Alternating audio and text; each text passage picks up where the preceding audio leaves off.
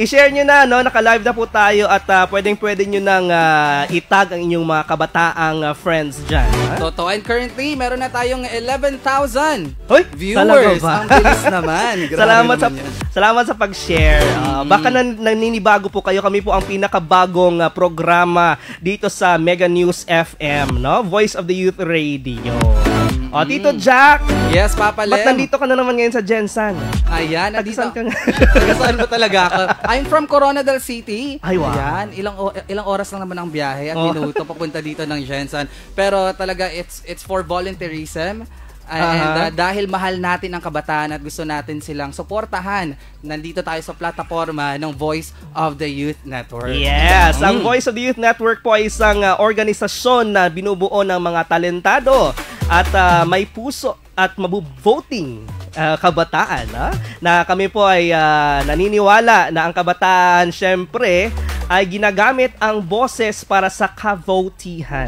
Kung hindi nyo alam yung kavotihan, ito po yung VOTY or Voice of the Youth. Ang Voice of the Youth po ay Finound. Hindi ko alam ang Tagalog ng found. Finound pala. Finound po talaga ng ating voice master ng Pilipinas, Pocholo de Leon Gonzalez. Kaya shoutout po sa inyo dyan. Lalong-lalo na ang ating mga kaibigan dyan sa Creative Voices, no? Oo, sa mga ating tagapakinig. Siyempre, dito sa General Santos City, sa mga tagapakinig natin at kung saan man naaabot ng Mega News FM. Diba? 105.1. Ana ba? Ana ba? Ana lang good. Ana good. May nagko-comment na dito sa ating Facebook Live. Great day mga katinig. Hashtag Voice of the Youth. Hello kay Navi Garcia.